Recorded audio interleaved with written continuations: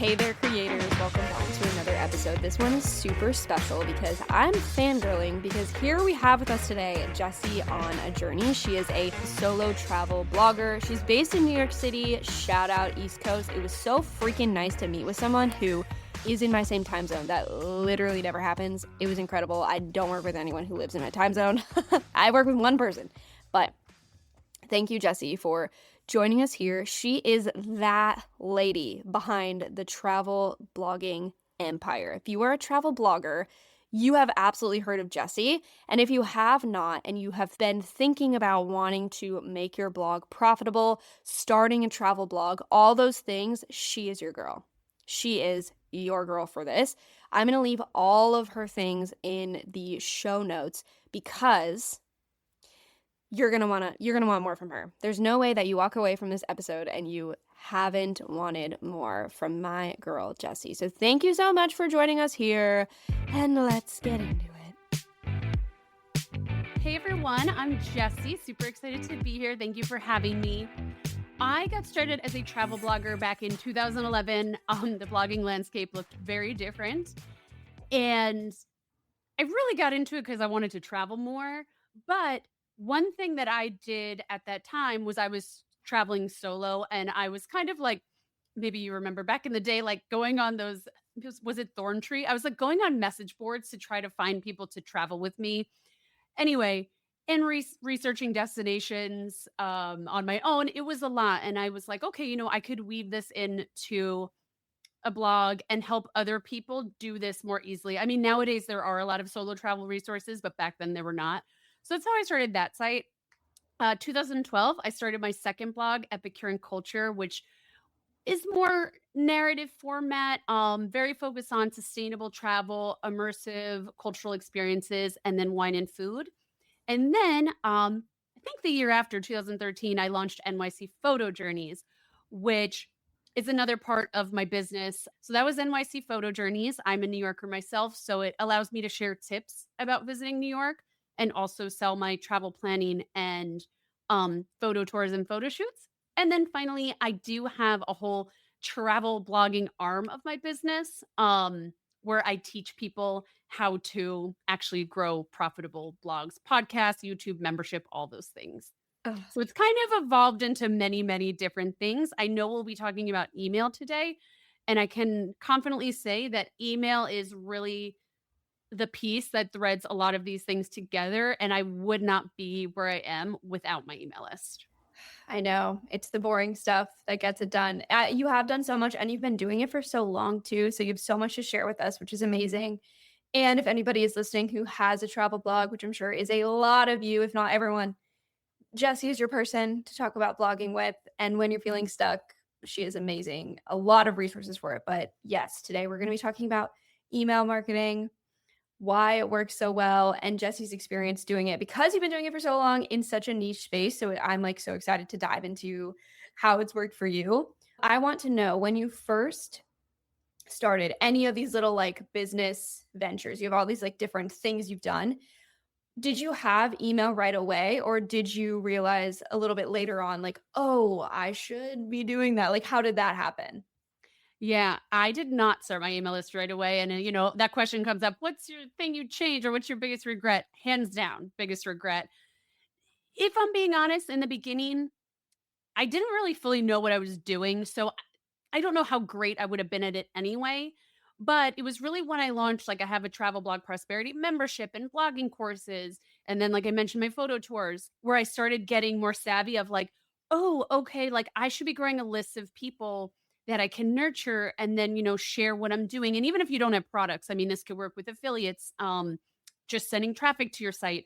On the travel side of things, that one's a little less product focused. And I do a lot more monetization with affiliates, ads, and brands. That newsletter is still such a great way to grow a relationship with my community. And I'll say every time I send a newsletter, like let's even say the travel one where I'm not necessarily selling products so much, I have, and it's usually the same people, will email me right away. I expect their emails to come and they tell me all about what they thought of the newsletter and what trips they're going on. So it's like that true community of people where I feel like we know each other at this point. Okay, hello. It's editing Laura here. And I think that newsletters just need a rebrand, a rebranded name. The word newsletter, I think itself throws people off because it's just that it's so old and like can feel so overwhelming. And really, I want people to realize that newsletters can be as easy as sending a text. And if they are not, then we need to chit chat. Newsletters are not something that new business owners or business owners who have been in the game for maybe a year or so have started. A lot of people ignore this because they don't realize the power of email marketing because it's such a long-term marketing strategy, whereas it feels so good and it's so fun to get new social media followers all the time, but really, again, the followers do not equal dollars. It is kind of crazy. You're so right about the affiliate marketing piece. I think people forget that. Well, I think a lot of people don't think about doing emails because they're like, I don't have anything to sell right now. Maybe I just have a blog. And I'm like, well, you can do so much affiliate stuff, which is so true. And obviously people can make so much money doing affiliate, which is I'd also amazing. say too, like, I know for everyone, whether you're a blogger or you're growing on Instagram, like whatever you're doing, we're all trying to get more traffic or visibility to those platforms. So even if you're not monetizing yet, which I would say, like, I would monetize sooner rather than later, but regardless, that traffic and visibility is going to help you monetize, right? So your email list is a way to have your like you own it basically. You don't have to battle algorithms like you do on Google. Google's having an update every like 3 months that's totally changing where you're positioned. Instagram, Pinterest, all these things have algorithms where you might be doing amazing and then you're going down, then you zoom back up. So your email list is a way to actually have that reliable connection to your audience. So even if you're like, I'm not selling anything, I'm not monetizing, I still think start that. That's like your next on your to do, I would say, is starting that email list. I agree. I even tell people if the idea of sending emails like is really stressing you out, just gather them for now. You can send them a little bit later, but just have the place to gather them. I have that question come up so much of like, I don't have time to send something, or like I don't know what to send. You could always do an RSS digest. It's not my favorite way to do email marketing. I think once you can actually send a newsletter, that's better. But it's a way to at least stay connected to people. I do this on Epicure and Culture. That's sort of like my passion project site. I mean, I do have affiliates and ads on there, but it's sort of like my extra thing. I don't send a newsletter for that. I just have the RSS feed go out. I have it once a month because I don't publish a ton on there. If you're publishing weekly, you could have your RSS go out every week, every 2 weeks, whatever works for you. But at least you can keep that connection and stay front of mind for people while growing the traffic. And RSS, I just mean like you put your RSS feed into MailerLite Kit, whatever you're using, and you set up the newsletter to pull your most recent posts and send it out as almost like a little magazine to people. This is genius because it saves you so much time. You can do RSS feed for your podcast, for your blog, for whatever. Like you're already creating the content. That is such a simple way to just let it live on. And I think more people should do that. It's like no brainer. Let's set up your RSS feed and get something out there.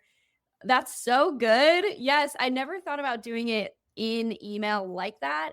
I'm always like, oh, RSS feed is for like the way that I get my podcast on YouTube. It's like, no, we can use it in so many smarter ways. Wow, you just like unlocked something for me. That was genius.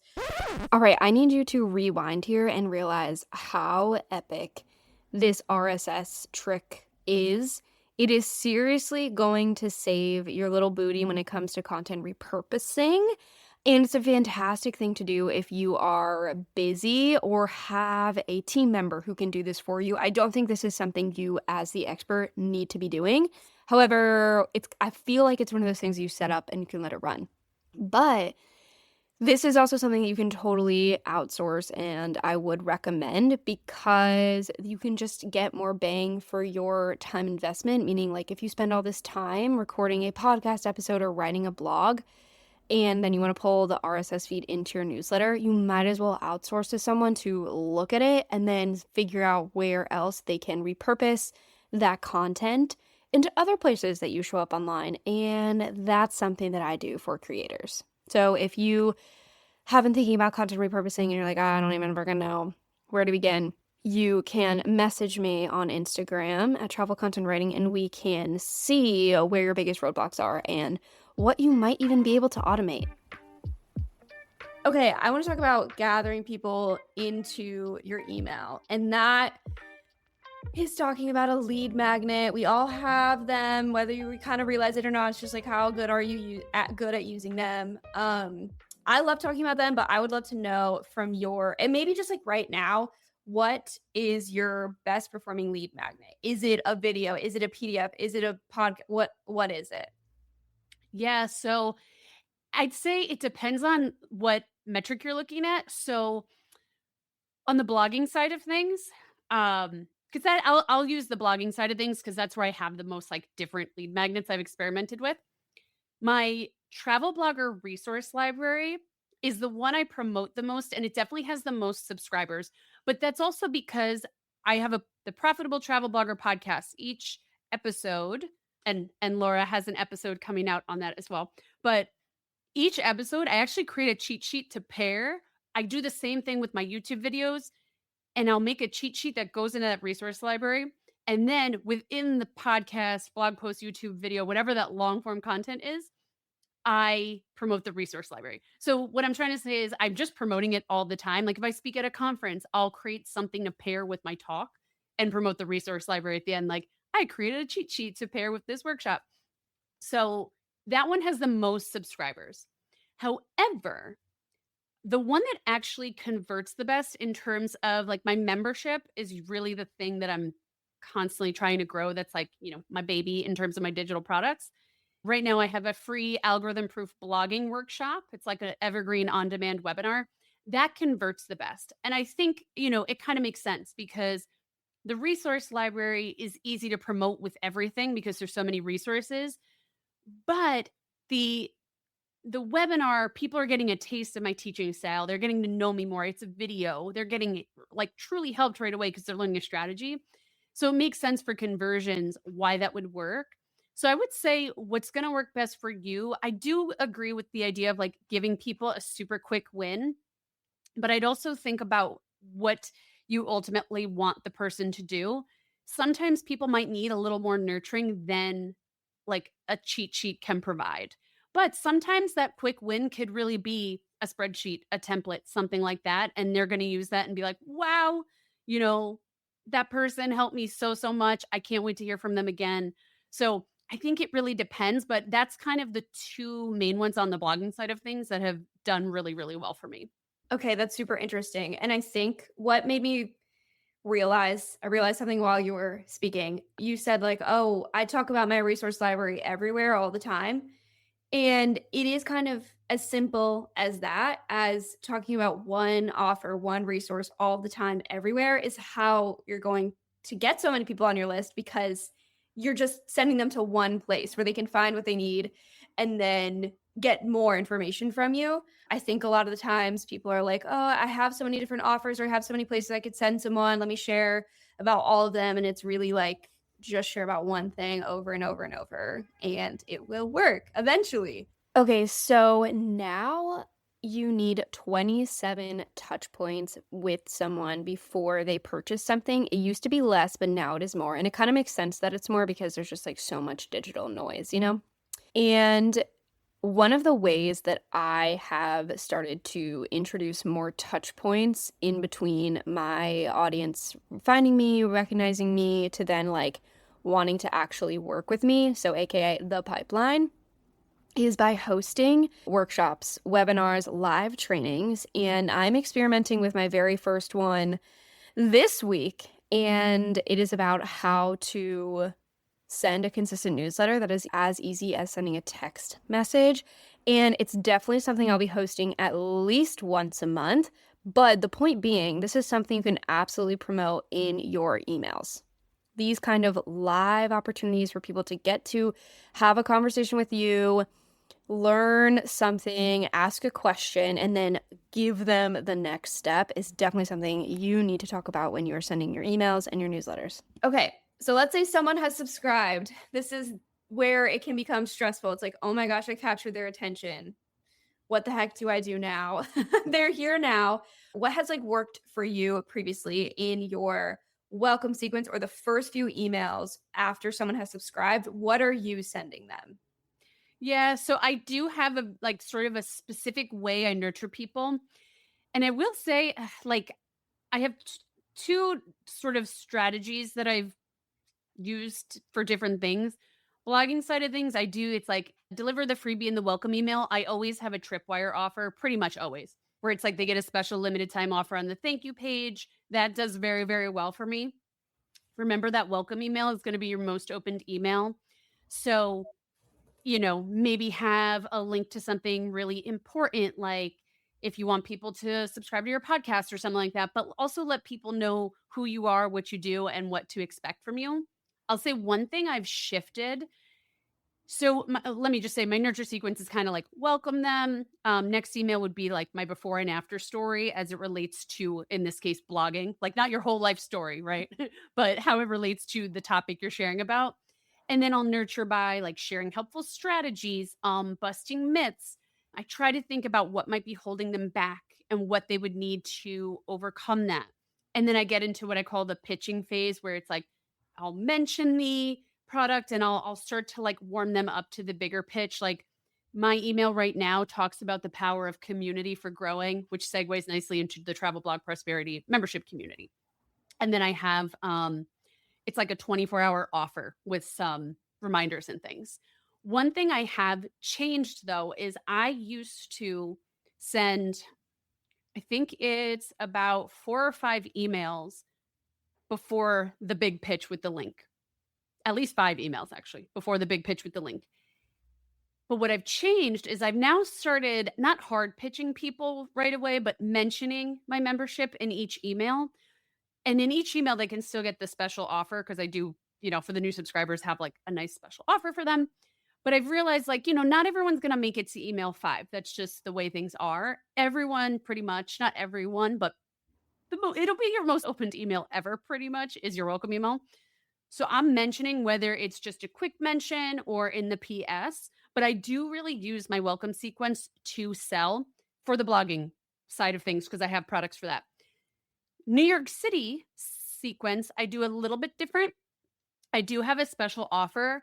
Basically, when someone subscribes, I have a free like Explore NYC, like a local little guide. Because I do itinerary planning and then I have my photo tours and I'm the local guide. So they have, I think it's 3 days. They get a special bonus offer if they book a photo shoot with me. But then in the following emails, I'm doing more nurturing and a little bit more like I have some emails that will be more affiliate focused. But with that one, I really was thinking like, what are the questions that I'm constantly getting from people visiting New York? A lot of people joining my list are visiting. They want to know what to do. So it's like where to stay, what are the best photo spots because I'm a photographer. So, for example, the where to stay one, that's a little bit more of an affiliate email. So I did like think about it a little bit differently where the offer is really at the front and then the rest is nurturing based on kind of the things that I get asked. So those are like 2 examples. I feel like I have a few different sequences. Those are the 2 that like I think show 2 different ways to kind of do something. You could also have a sequence where you don't sell at all and you're really just like building that relationship and that's totally fine too. Have a sequence of some kind though. Yes, I want to say again how important it is to sell something in the very first email. It's like that almost 70% or higher of people are opening that. And if you can offer them something right there, like they've just signed up for your thing, they get your email and they're like, another special offer for me. Like that's when they're going to convert. It's so important because I think it's easy to think about like, oh, I just want to like say hi, be respectful of their experience here. And it's like, yes, we can do that. But also this is when they're the hottest. How has it been going for you having moving that offer, like mentioning your programs and community in earlier emails than it would be waiting until 5? Have you, like, noticed how Yeah. it's been going? Okay, Yeah. amazing. Yeah. Good. I do now like I recommend that. I always say with everything. I mean, I definitely would say test that. Like, I think it's good to get more eyes on your offer, right? Like, your blog is a business. You don't have to go like hard, hard, hard in that welcome email. You're welcoming people to the community, but people might be ready to work with you right away. They might not want to wait till email 5 and they might not open email 5. So I think it's just a good idea to give them more chances to know about whatever it is that you are offering. Right. Yep. And then maybe by email 5, that's when they've made their decision of like they've been thinking about it. And then you send the final push of like, still here. Okay. This nicely segues into talking about, I get asked this question all the time. How much of my emails should be I'm selling something versus how much of them should be nurturing someone? How has that looked for you? I know we just talked about that in a welcome or a first few email sequence, but once someone is in your list consistently, what are you sending them? Are you sending them sales emails every week? What does that look like? What has worked for you so far? Yeah, I try, and I will say sometimes it is a little bit more. Um, I try to do like one promo per month so that it's basically like at least 3 nurture emails and like then more of like a launch week or something like that. I do have an ambassador contract with a brand, so that does mean I have to send a bit more like sponsored emails, but I still try to approach that where I'm not sending them a ton of like this full email is sponsored. Sometimes it might be, especially what I like to do with sponsors is like if they're promoting like a free boot camp, a free event, a free giveaway, those things are easy to have as a feature email because there is so much benefit there. If it's more like promoting a product or a feature, I'll try to weave that into like a tips email. So, one example is I just wrote a sponsored email where it's like, the tool they want promoted is about automating your monetization. So I could promote that tool as one of the things, and then I could promote some other monetization strategies, or sorry, automation monetization strategies, so that it doesn't feel so like sell, sell, sell. Um, but I do still, even in my nurture emails, when it makes sense, I don't force it. I still will include like affiliate links if it makes sense. If like I'm talking about Pinterest, I use pin generator. Like it's gonna make sense. Or if I'm talking about Instagram marketing, I use ManyChat. So it's like, and my affiliate link has the like a free trial. So there's still that benefit. I always try to, you know, another thing I do also with affiliates is if it's one that I'm gonna be mentioning a lot, I will reach out to them to also see if they'll give me discount code to promote. But I like to think about it as what is the intention behind the email? Like I might be sharing tips for monetizing your social and I might mention ManyChat, but I'm not going into the email like this email's about ManyChat. It's like I'm sharing the tips. And if I mention ManyChat with the disclosure, of course, I'm going to do that with my travel newsletter again, because I don't sell my own products as much on that segment of my list. One thing I will always have is still like my PS at the bottom of the email with like my recommended gear and tools.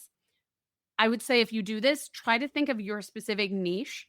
Don't just share like the platforms everyone's sharing. Think about like if you target hikers, what's your go-to hiking pole? What is your, hiking pants? Like what is going to make sense for your audience and try to tailor it to them.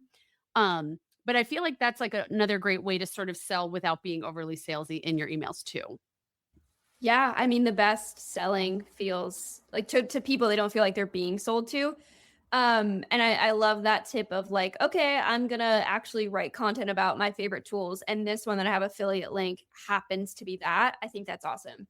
One question I have for you that I think people will be curious about is when, like you said you've done some sponsored email content with brands. Let's say you've like reached out to brands to potentially find like a partnership or work with them in some way. Do they do you offer to them to say like, hey, I have this list, these are my stats here, like would you be interested in sponsoring it? Or have brands like approached you to say, we'd like to do some email marketing? How has that worked for you? Yeah, a lot of my email sponsorships, and I do a lot of them. That's a big moneymaker for me. Um, my big ambassadorship now, I think they reached out to me. It's almost like a lot of these have started out as like warm contacts. Or maybe we did something else and then I pitched them the email, or maybe they reached out sending me like a press release or something, and then I'll get the conversation going, try to hop on a call, that type of thing. I've been fortunate though. Like I said, I have this ambassadorship now for like, it's over, we're re-signing. It's going to be like 3 years that I've been an ambassador for this company. So that's like a monthly sponsor that I have for that. But I also have other sponsors too. But I do like, if like a tip for people, if you're doing sponsored blog posts, Instagram reels, whatever, use your email list as an upsell. Or if you have an engaged list, that could be the content that you are pitching.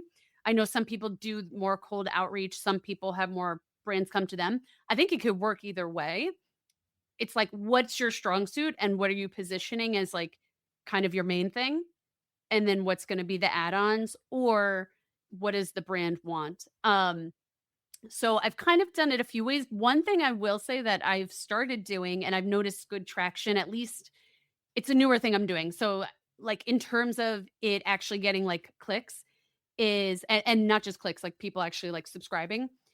At the bottom of my emails, I've started doing like, want to sponsor this newsletter, and I'll have them sign up. And it's just like a welcome email where I give my media kit for my newsletter and rates. So I've been having a lot of people convert through that form, I guess is what I'm trying to say. Building on that, I will say if you want to pitch email sponsorships, I would recommend having a separate sort of sponsor media kit type of thing for that. Like for me, I have my work with me like influencer partnerships sort of page. I have my podcast sponsorships page, and then I have a separate email sponsorships page that has those separate stats, rates, etc. Okay, yes. This is so good because I want creators to realize that it's not just like, oh, sponsor something in my blog, sponsor something on my Instagram. Email can be used as the upsell when you are in negotiation with brands. That's why I was curious, like, how has that worked for you? Like, have they approached you specifically for email, etc.? That is so interesting. And also about having your own media kit for emails alone. Because I like to tell creators, brands know how important email is, and we need creators to realize how important it is and how much like potential money they could be sitting on there, just talking about even like affiliate things itself. um Well, you might know the stat. I know I was talking to another um creator who I believe said that brands pay $5 to $7 a lead. I actually, in my head, I always thought it was like $3, but I think that's changed. I feel like it used to be like $2 to $3, and now I think it has gone up. But you know, I don't know if you know the exact stat. Like nobody quote me on this because I'm not 100% sure what the average is right at this moment of what brands pay, but it's a few dollars at least per email subscriber that you could get them. So even if you're a small creator, if you have an engaged list, that could still be so valuable when you start to like do the math on that. Absolutely. And even if it's like a smaller list, but the audience is so specific to brands or Yes. the brand that you're pitching, it's like, yeah, they want to get in front of, I don't know, 100 people who are exactly the target audience rather than 100,000. And like maybe a few of them are what they want. Yeah, it's so That's good. a really good point. Yeah, I would say like if you have a general list, like if you don't know who is on your list, that's going to be a harder pitch. If even if you're like, I have 1,000 RV travelers, I have 1,000 travel photographers, whatever it is, that's going to be so much more valuable. You'll be able to pitch yourself more easily. And the brand is going to be able to see, okay, the list is 1,000, but it's 1,000 people that we want to get in front of versus, like you said, 100,000 of like, who are these people? Totally. Oh, I just love email. It's so good. It's so nerdy. I love it. Okay. I am going to assume that you subscribe to other email lists, newsletters, and I want to know from your perspective of someone who has had success doing email marketing, what are some of the biggest mistakes you see people make? And maybe this is your own students when they're like, hey, I have this great blog and now I'm ready to take it to email. What are their mistakes you're running into that you're like, if you fixed these few things, this would make a huge difference? So the first thing that actually comes to mind for mistakes is actually has to do with the freebie, especially in like the travel niche where I am, active. I noticed that everyone just kind of defaults to like a packing list as their opt-in, which I think could be good if you have like a packing brand. if your blog is all about helping people pack smarter or something like that. But I would encourage people to actually think about your niche and the actual audience you're trying to attract. Yes, a packing list will get you travelers, but are you solo travel, RV travel, maybe even more niche than that? And even more than that, if you could think about your offer, like if you have an actual thing you are selling, try to solve a piece of the same problem as that product in your freebie and give people that win. I think that's like the number one mistake that comes to mind. And isn't that like the worst thing, right? Like if you have a solo travel audience and you're sharing a packing list, but the thing that might happen is people are going to start getting your solo travel emails and they're going to be like, well, I'm not a solo traveler, right? You wanna make sure you're attracting the right person. Yeah, totally. I agree because it's so easy to go and create those little checklists and create the whatever, but it's like it's not really serving you. And then someone's going to download it and never think of you again because they can find 10 more of the same resource. Um, and yeah, I always say the way that you talk to a budget traveler is not the way that you speak to a luxury traveler in terms of your messaging. So it's like, okay, who are you? I know that you want to like inspire people to travel, but what does that mean? Who are we inspiring? Also, by the way, everyone's already inspired. Like, what are we really doing? Okay. Absolutely. What is something that you think every creator should know about email that we don't talk about enough? Or like what are email things that are so like even earlier talking about how it can be an upsell to brand deals. Like that's just you're sitting on money. Are there any other things that you're when you started actually putting more time into email that you didn't realize about how awesome or how great it could be for your business? Yeah, I think people think so hard on what to include and they wanna have this big templated newsletter and all these things. But really, even just sending a short and sweet email that people look forward to reading can be enough. I think people are like almost like overthinking it. People are busy. Remember that your readers are busy. So even if you're sharing that one really great tip, I used to, I still, I, my biggest like downfall is that I can't like parse myself down. Like if I'm sharing like 3 tips about automation, I'm like, but I have 10 tips. How can I weave them all in? Like I never want to leave stuff out. And that's something I've been like trying to practice more. And I have tested this. Those shorter emails that just share one tip really clearly, like again, going back to those quick wins, don't try to information overload people. Keep it simple. And that's also going to make your workflow way easier as well if you don't have to write like this huge, huge email. It could just be simple, a little update, a little tip, your links to your 3 most recent posts, something like that. And also, as you're writing your email, though, think about your reader, what they're going to get out of it. But I would also think about what you're going to get out of it too. Like when I'm sitting down, like I have my newsletter spreadsheet where I plan everything.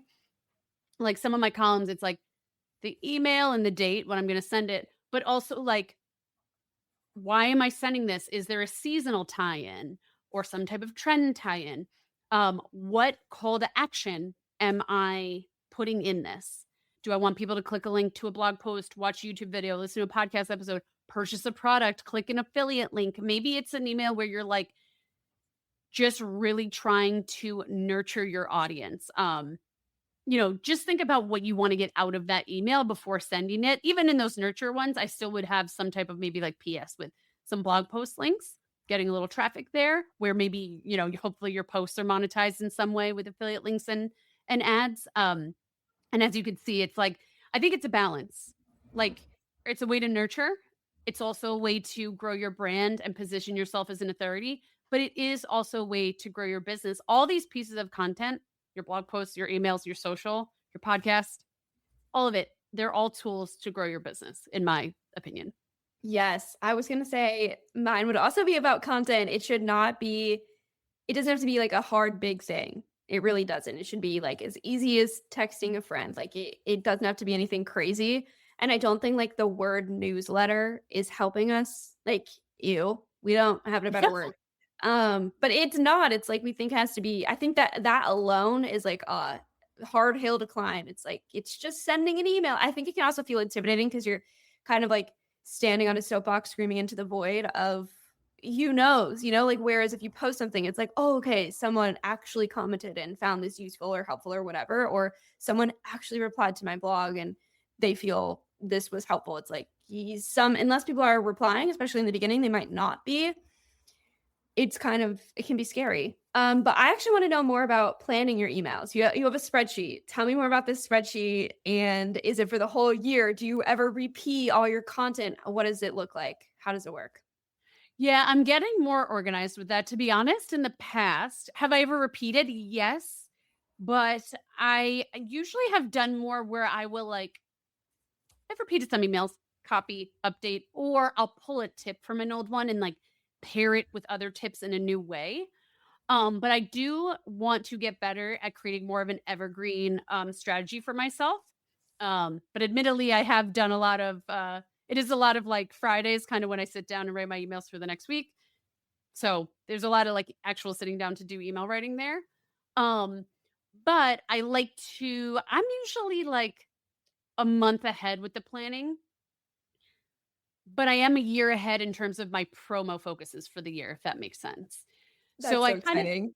yeah, like I said, I have so the way actually I plan my whole month is I have 4 weeks. So it's promo planning is 1 week, content and outreach is 1 week, travel blog prosperity prep is 1 week. That's my membership. And then there's an overflow week. And those might be in a different order. But I want to make sure that when I look at my month of okay, April's focus is this, my March promo week, I'm prepping for that April promo focus. So that's kind of how I do it. And then I weave that into the emails into that as well. So the spreadsheet helps me map everything out. I also use the spreadsheet to track opens, clicks, and unsubscribes.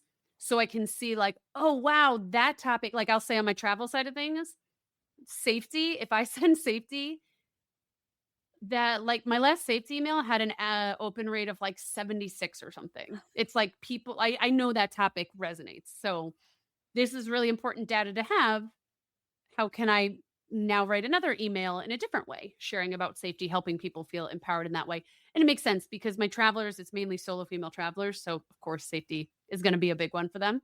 Okay, so I just have to give Jessie her shout out here because I don't think anyone understands the content output she is doing on a monthly basis. It is insane and unbelievable and so commendable what she is doing. It's amazing. And honestly, I can't even understand how she's doing it. But as you can see, it's so important to track what is working and to batch your content. So Jessie even told me offline, she batch records her podcast episodes. So she's not doing it all year long. She's doing it, a few quarters of the year, maybe 1 or 2 quarters of the year, a few weeks, a few months, getting it all in and done, and then spending the rest of the year, the rest of the months that she's not recording, working on that content repurposing, which I think is a really interesting approach to content creation that not many people think about, and especially in the travel space where we feel like so much is so timely, but also let's say you want to talk about, Christmas markets. You're not going to just only post about Christmas markets on December 24th when it's Christmas in Denmark, but you are going to post about that well before that to get people hyped up so they go visit Quebec and they go visit all the amazing Christmas market places. Point being, I think there are ways to take seasons in content creation that we don't talk enough about. You could spend 60 days just working on doing one sort of task in your business. Maybe that's visibility. You could spend another 60 days just working on a different task in your business. And same thing for your content. Maybe you spend 60 days just working on batching all of your emails for the entire year. So it just repeats and runs. So just a little food for thought here, but also a very special shout out to Jessie for the incredible work that she does. Every time I try and explain it to someone, I'm I genuinely don't have the words to express to you how amazing the content and the quantity and the quality is that she is producing. I don't get it. Jessie, what are you drinking in the morning? And also, what time are you going to bed? I feel like those are very important questions that will help us understand how you are getting this output. Okay. Now I want us to step on our soapbox, if we haven't already, and tell the creators who are listening to this and they're like, man, I want to turn this off because I feel called out and I haven't started my email list yet. What would you tell them? How can they start this without feeling overwhelmed? What would you want them to know if they've it's on their back burner. They know they need to do it. They haven't done that. What would you say to them? Yeah, I would say start now. Like we said, you could start with the RSS thing. But again, your newsletters don't have to be that long. But the other thing I think is very important to mention that I didn't is either create it super, like we said, quick win, cheat sheet to start. Make sure it's something that aligns with your audience and is attracting your audience. Or at the very least, if you're like, okay, that feels overwhelming, create some copy that makes your list itself very enticing. What are people getting? Are they getting like a weekly tip? I joined, oh my gosh, this person is so famous. I think it's like Mark Maron. I think I subscribed to his newsletter today and I forget what I've subscribed to someone's newsletter that it's escaping me now, but where they're literally like, I'm going to share 3 insights with you each week that's going to help you like live your best life. Something like that, where it was simple. Like the newsletter itself was the freebie, almost the lead magnet. So you could even think about your positioning of your newsletter, which is also a good idea because then you'll know what you're going to create. But create your form. What are people going to get, whether it's a lead magnet or the newsletter itself? What are people going to get? Why should they subscribe? Put that form linked on your website in your main menu. If you have that, like websites have that like picture, maybe you have it linked right now to your blog roll or your about page. Nope, switch it to your freebie. That's going to be more important. And then you want to make sure that you are also promoting this in all of your long form content and making it a regular habit in your short form content. Pop it in that link in bio as well. Plan some reels or carousels where you're promoting it and then pin those to the top of your Instagram or TikTok. You can use ManyChat to, comment cheat sheet to get the free cheat sheet. But you could also use a plugin. I use Grow by Mediavine. It's free. They have a Spotlight subscribe feature where you can actually create opt-in boxes. If you have one opt-in, that's perfect. Just create the one box and it will show automatically in your content. But as you start doing this more, you might be like me where you have a few segments. I have my travel bloggers, I have my solo travelers, I have my New Yorkers, my New York travelers. I have 3 different opt-ins for those segments. So this plugin allows me to show a different box based on the category of the content the person is looking at, which is really helpful. And that's a great way to just like have it automatically populate in your content. There may be other plugins too that do this. That's just the one I use. But realistically, if you're just going to have your positioning statement for your newsletter and then pop it in the menu, pop it in, on your top of your website, your link in bio, have it automate in your content. And then maybe you go back and you update your top 10 blog posts to make sure it's manually put in there too. You can get started pretty quickly. Like I think you could do that in a day or less. I agree. It depends. Maybe you're struggling with the positioning statement. I think that's what could trip people up. But just think about your audience. What is going to really help them do the thing that you're already trying to help them do through your blog content, right? And package that into a lead magnet or a newsletter. Don't overthink it. Just, start getting it out there. But I would say like one mistake, going back to mistakes, like when I audit people's websites in the membership, I'll notice a lot of times people are just like subscribe for updates.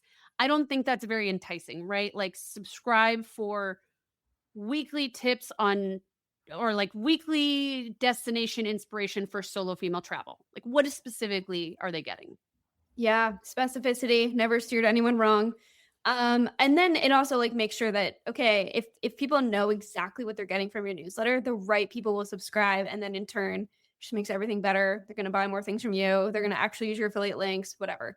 That's so valuable. Holy smokes. If you have anything else you want to tell people about newsletters, feel free. We covered so much. I love it. I just love emails. I just love emails. Yeah.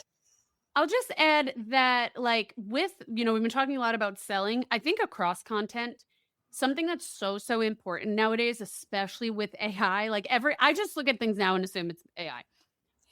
Prove that it's not. I think that's going to help you go farther as a creator across any newsletter, blog, Instagram, whatever.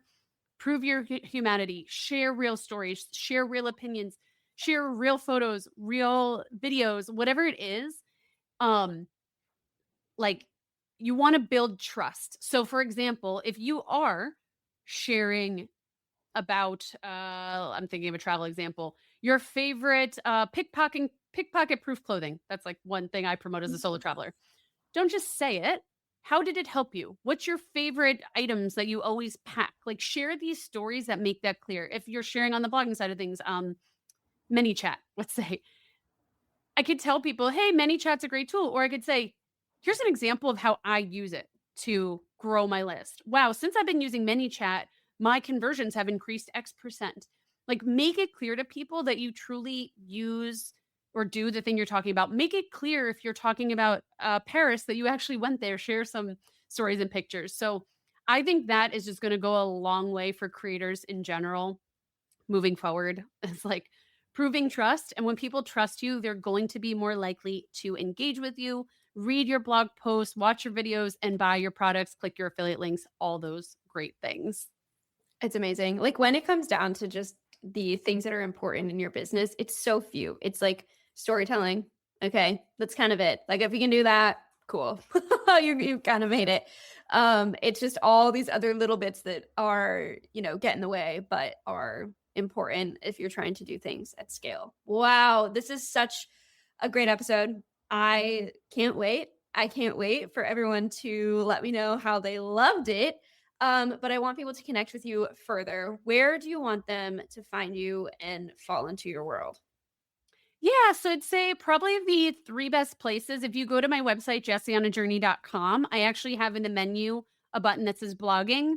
Click that and you'll be taken to all the blogging things. I have a bunch of like blogging freebies, the resource library and the free webinar I mentioned before, among other things, and lots of different tutorials and content that's going to help you grow a profitable blog.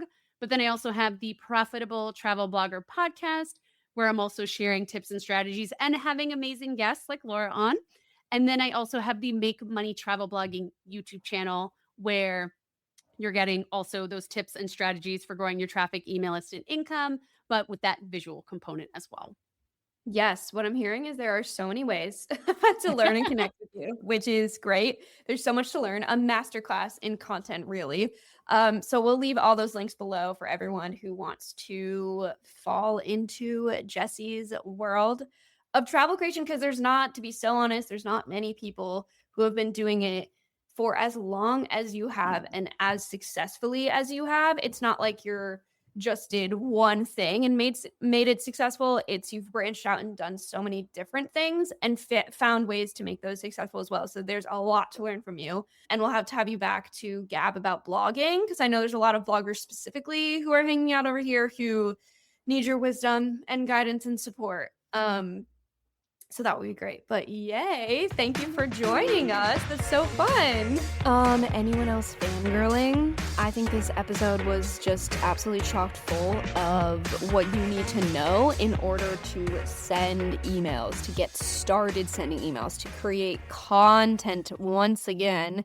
And I'm so thankful that Jessie was here to be able to walk us through what this process looks like from her, because you are literally listening to someone who is successful in doing that. And now she's like, here is what I did and how I do it. And I absolutely love that. And if you loved hearing about all of the email gossip and chit chat that was going on in this episode, you are absolutely going to eat up my live training on how to send a consistent newsletter that is as easy as sending a text message. So if you've been a listener for a long time and you've heard me rabbit on about emails, and you want to come learn something from me live and ask me a question about it live, this is your chance. So opening the door on this parasocial relationship we have, and I would like to see your face.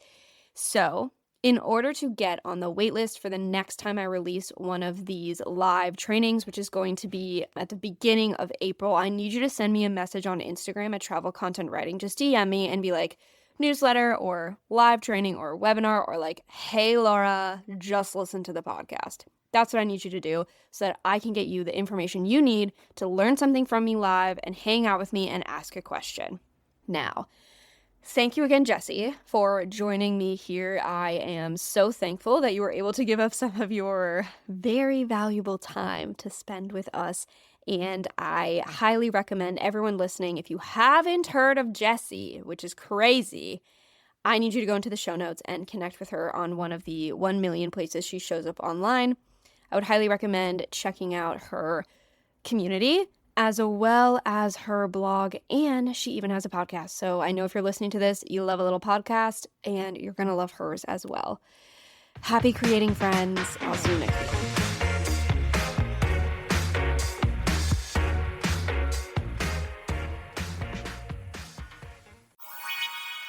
This podcast was produced by Your Girl Media.